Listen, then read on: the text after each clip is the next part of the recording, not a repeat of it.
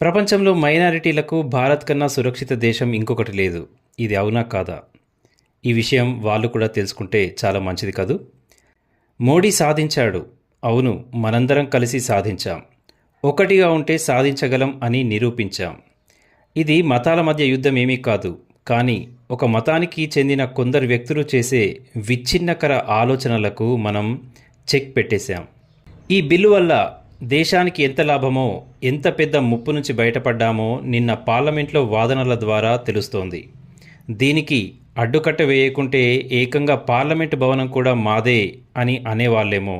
వక్ఫ్ గురించి ఆలోచిస్తే భయంకర నిజాలు బయటకొస్తున్నాయి.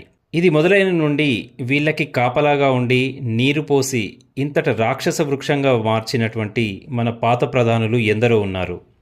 అసలు వీళ్ళందరికీ ఇంతటి ద్వేషం మన భూమి మీద ఎందుకు? పేపర్ లేకున్నా ఒకడు మన ఇంటిని, భూమిని, పొలాన్ని, గుడుల్ని ఎలా లాక్కోగలడు? ఇంతకన్నా అన్యాయం ఇంకేమైనా ఉంటుందా?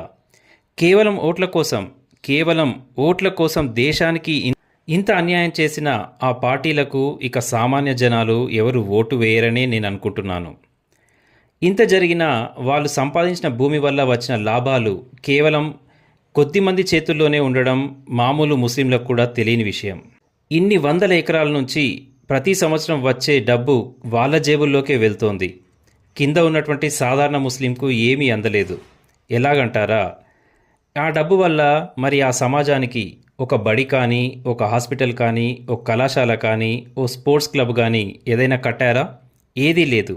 ఆ డబ్బంతా అక్కడ ఉన్నటువంటి లీడర్లు వాళ్ళ జేబుల్లోకే వెళ్ళింది.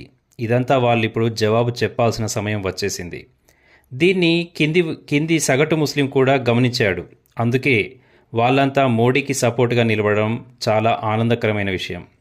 ఇలాంటి వాళ్ళంతా నిజమైన భారతీయులే కదా. మరి సాటి ముస్లిం సమాజాన్ని రెచ్చగొట్టి భయపెట్టి ఎన్నో తీవ్ర వ్యాఖ్యలు చేసిన ఓవైసీ లాంటి వాళ్ళంతా ఇక జవాబుదారీగా ఉండాల్సిందే. ఇక రాహుల్ గాంధీ ఓ మాట అన్నారు, ఇది ఒక సమాజం యొక్క వ్యక్తిగత ఆస్తుల్ని లాక్కునే ప్రయత్నం చేస్తున్నారు, నేను వ్యతిరేకిస్తున్నాను అని. మరి ఇలా ఇప్పుడు అరుస్తున్న ఈయనకి ఇన్నాళ్ళు హిందువులు కోల్పోయిన గుడులు, ఆలయాలు, పొలాలు ఇవన్నీ కనిపించలేదా? సాటి హిందువుల యొక్క రోదన ఇన్నాళ్ళు ఇప్పుడు వ్యతిరేకంగా ఓటు వేసిన వాళ్ళకి ఎవరికి కనిపించలేదా? ఇలాంటి ప్రతినిధుల్ని ఇక మనం ఎన్నుకోవాల్సిన అవసరం లేనేలేదేమో.